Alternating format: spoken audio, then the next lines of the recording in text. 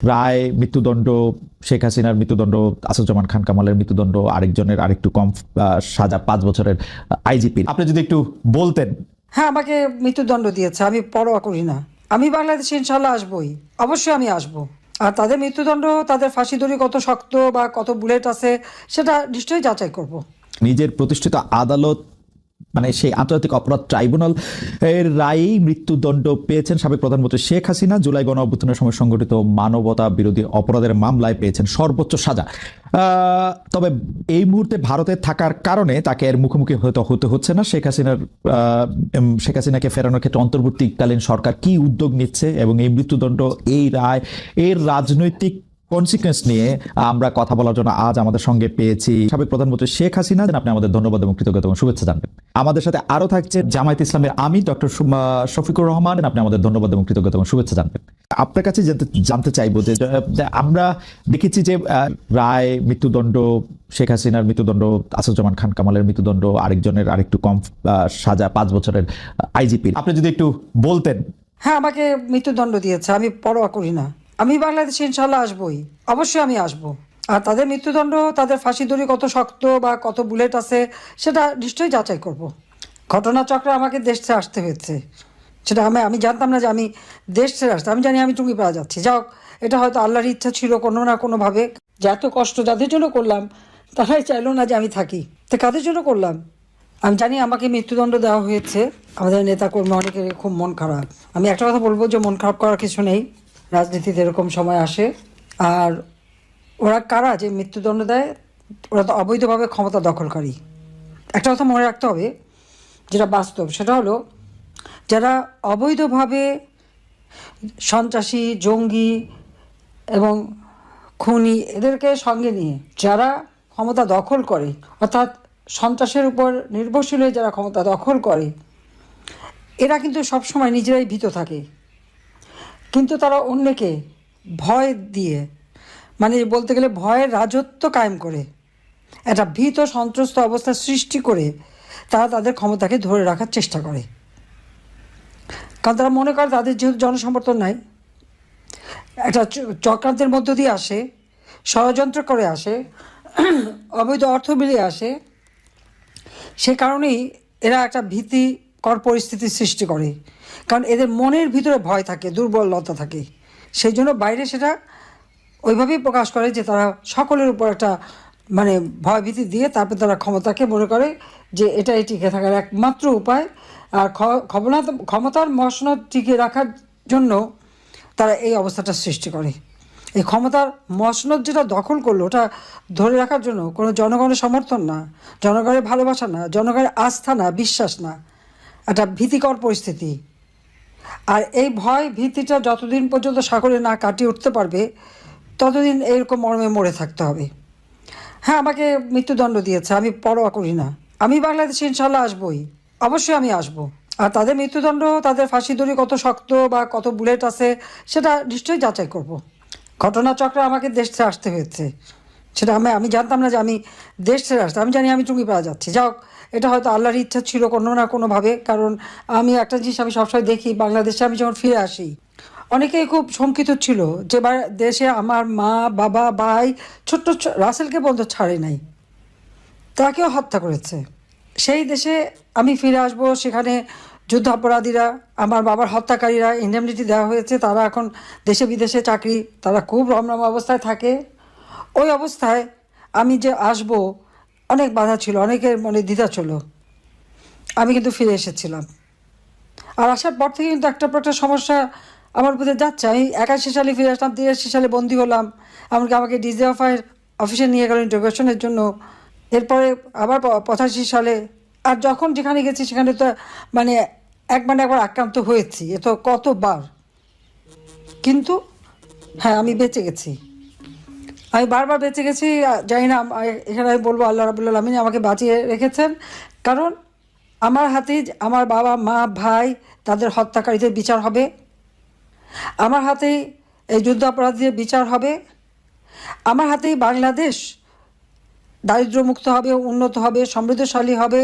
Chief prosecutor যে কথাগুলি বলল, আমি আগুন দিয়েছি, আমি মেট্রো রেল বিটিভি সব ভবনে নাকি আমি আগুন দিয়েছি, অথচ তাদের লোকরা নিজেরা যেখানে স্বীকার করছে, অপরাধীরা নিজেরাই স্বীকার করছে, আর অপরাধী বলেই তো ইউনূস তাদেরকে দায় মুক্তি দিল। কিন্তু মামলা আমাদের আওয়ামী লীগের সকল নেতাকর্মীর বিরুদ্ধে, বলে দিল 1400 লোক হত্যা হয়েছে। তা আওয়ামী লীগের তো আমার মনে হয় প্রায় 8-10 হাজার লোক, আমরা তাদের কোনো খবরই জানি না, কত মানুষকে মেরে গুম করে ফেলেছে। 1 মাসের মধ্যে প্রায় 300-400 হত্যাকাণ্ড ঘটেছে। এই হত্যাকাণ্ড কারা ঘটাচ্ছে? এটা তো ইউনূসের পেটোয়া বাহিনী, তারাই তো এই হত্যাকাণ্ড ঘটাচ্ছে একের পর এক। আজকে ইন্টারন্যাশনাল ক্রিমিনাল কোর্ট 1973 সালে সেটা করা হয়েছিল যুদ্ধ অপরাধীদের বিচারের জন্য, বেআইনিভাবে সংশোধন করে করে সেখানে আমাদের বিচার হবে, আবার পার্টি হিসেবে বিচার হবে, কারণ দেশে প্রচলিত আইন তো আছে। তবে হ্যাঁ, একটা জিনিস ইউনূস ম্যাজিক দেখালো যে মাত্র 20 দিনের হিয়ারিংয়ের পরই দেখা গেল জজ সাহেব 450 পাতার জাজমেন্ট লিখে ফেলে দিল। চমৎকার দেখালো আর কি সব কিছুতেই। আজকে যা সকলের কাছে প্রশ্নবিদ্ধ, অর্থাৎ অবৈধ সরকারের সকল সিদ্ধান্তই অবৈধ। আমি সমস্ত আহত পরিবারকে চিকিৎসা দিয়ে, আহত যারা ছিল সকলকে চিকিৎসা আমি দিয়েছি, কিন্তু 5 তারিখে আমি আসার পর তারা কি পরবর্তীতে চিকিৎসা পেয়েছে? পায়নি। 34 জনের মতো সেই সময় শহীদ হয়েছিল, আমি তাদেরকে গণভবনে ডেকে নিয়ে আসে তাদের সান্ত্বনা দিয়েছি। আমি জুডিশিয়াল ইনকোয়ারি কমিশন গঠন করে দিয়েছি তদন্ত করবার জন্য। ইউনূস যদি হত্যাকাণ্ডগুলি না ঘটিয়ে থাকে তাহলে এই তদন্ত কেন বন্ধ করলো সে? জুডিশিয়াল ইনকোয়ারি কমিটিকে তদন্ত করতে দিল না। এমনকি ব্রিগেডিয়ার সাখাওয়াত সাহেব স্বরাষ্ট্র মন্ত্রণালয়ের দায়িত্বে যখন বললেন যে সিভিলিয়ানদের কাছে অস্ত্র চলে গেছে, 7.62 বুলেট কোথা থেকে আসলো, এটা আমাদের ভালোভাবে তদন্ত করে বের করতে হবে, এটা শুনেই ইউনূস ঘাবড়ে গেল, অমনি তাকে সরিয়ে দিল। তার কারণ কি? এই অবৈধ অস্ত্র ইউনূসেরই সাপ্লাই, সেই ব্যবহার করেছে, সেই হত্যা করেছে। এই হত্যার জন্য দায়ী ডক্টর মোহাম্মদ ইউনূস এবং তার ওই এখন যারা এনসিপি হয়েছে, সেই সাথে জামাত, বিএনপি, শিবির, তারা। আমি একটু জানতে চাইবো যে 32 নম্বর ধানমন্ডি 32 নম্বর যেটা বঙ্গবন্ধুর বাড়ি ছিল, সেটি ভাঙচুর এর আগে যখন হয়েছে সরকার সেটি ঠেকানোর কোনো রকম চেষ্টা দেয়নি। অনেক সরকারের শীর্ষ কর্মকর্তাকে জনরোষ বলেছিলেন। গতকাল ঠিক না, আমার জন্য গতকাল মানে আসলে 17 তারিখ, সেইটা রক্ষা করার ব্যাপারে এত সিরিয়াস এবার আমরা সরকারকে কেন দেখলাম? এতে কি সরকারের অবস্থানে পরিবর্তন হয়েছে নাকি না আসলে কোনটা? 32 নম্বর ভাঙতে চেয়েছে জনগণ, ভাঙতেই তো দেওয়া উচিত ছিল এর আগের বারের কথা স্মরণ করে আর কি। বাংলাদেশ একটা ক্রান্তি লগ্নের মধ্য দিয়ে চলছে। বাংলাদেশকে নিয়ে যেন একটা ধ্বংসের খেলা শুরু হয়েছে। বাংলাদেশের আজকে চরমভাবে ধ্বংস করে আজ একটা জঙ্গি সন্ত্রাসীদের দেশ হিসেবে পরিণত করা হয়েছে। এই ছোট বাড়িটা, যে বাড়িটা আমার মা অনেক কষ্ট করে প্রতিটি ইট নিজের হাতে গেড়ে তিনি এই বাড়িটা গড়ে তুলেছিলেন।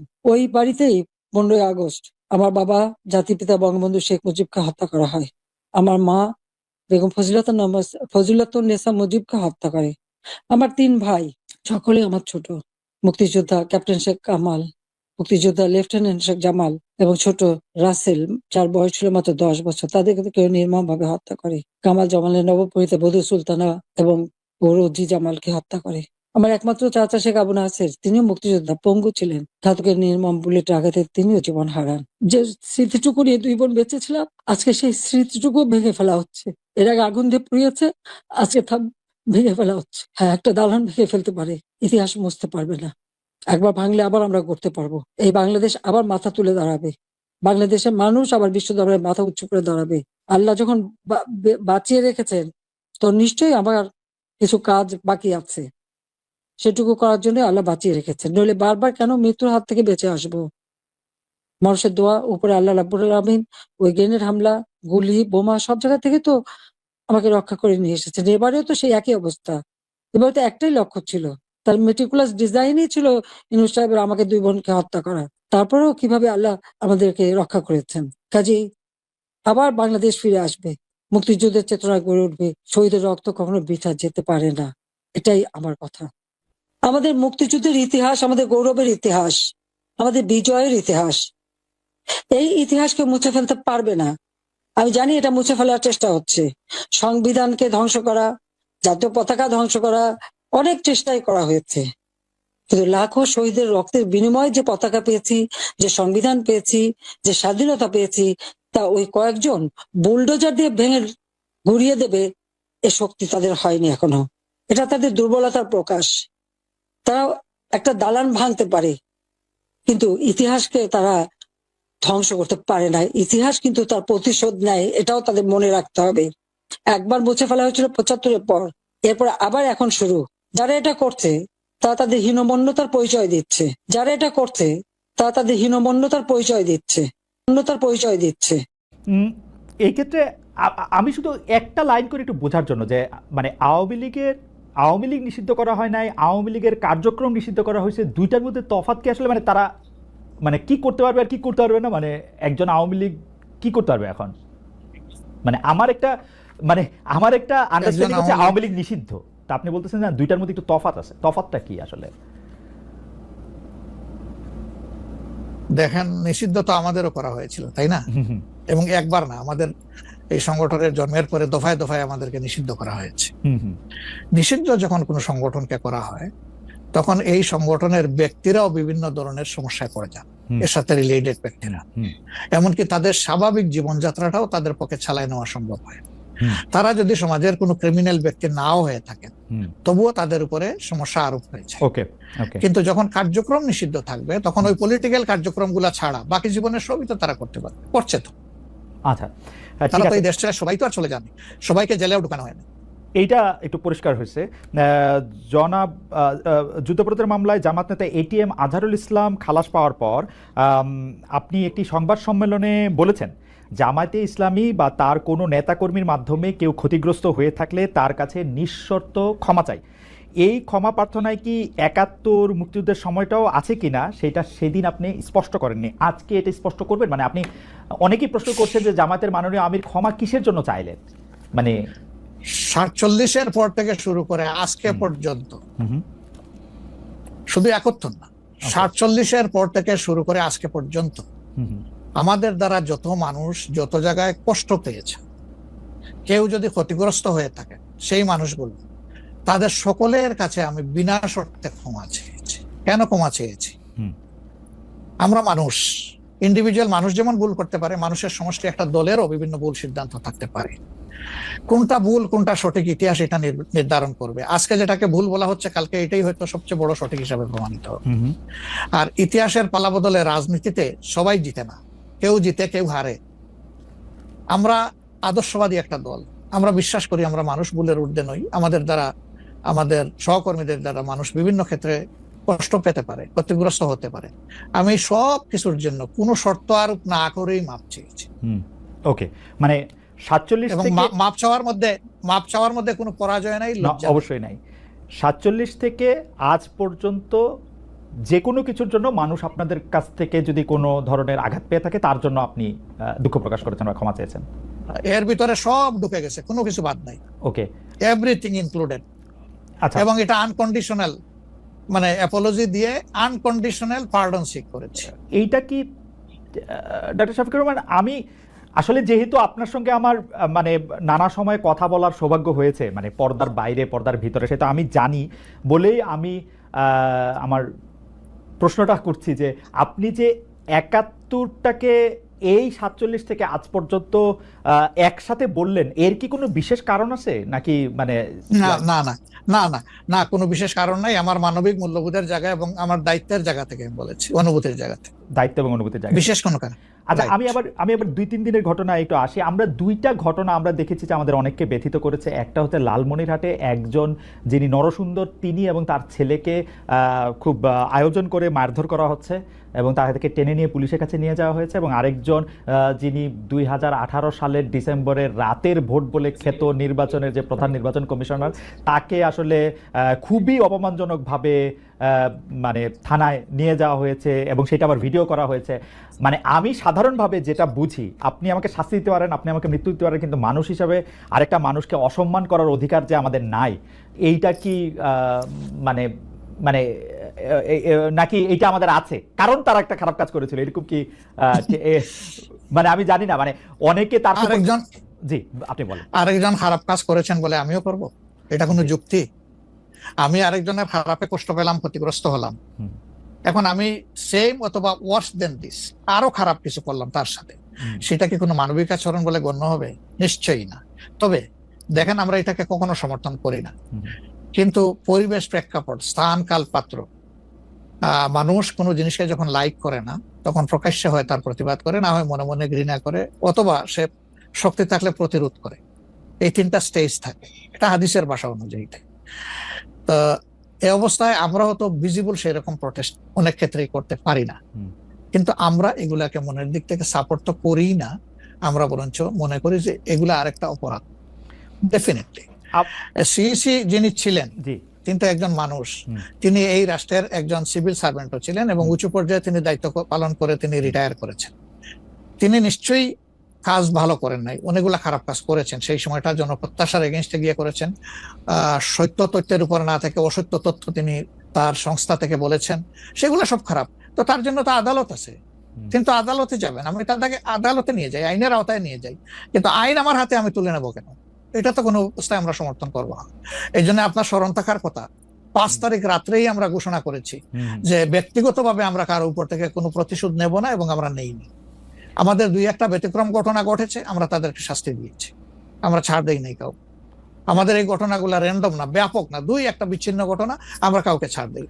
আমরা যেহেতু আপনার সময় কম, আমরা দ্রুত একটা বিষয় থেকে আরেকটা বিষয় যেতে হচ্ছে। সম্প্রতি আপনি একটি ভাষণে বলেছেন, আমি এখানে ছোট্ট একটু অ্যাড করতে চাই। এই যে মব, যেটাকে এখন মব বলা হচ্ছে, এর চাইতে কিন্তু আরো নিকৃষ্ট মব কিন্তু গত 15.5 বছর মানুষ প্রত্যক্ষ করেছে।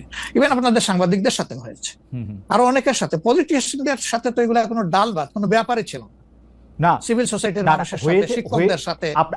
কিন্তু ওইগুলা দিয়ে আমরা এটাকে জাস্টিফাই করতে চাই হয়েছে বলেই আমরা সবাই মিলেই কিন্তু এগুলি প্রতিরোধ করেছি, প্রতিবাদ করেছি। আসলে যে যার জায়গা থেকে প্রচন্ড ভাবে প্রতিবাদ করেছে।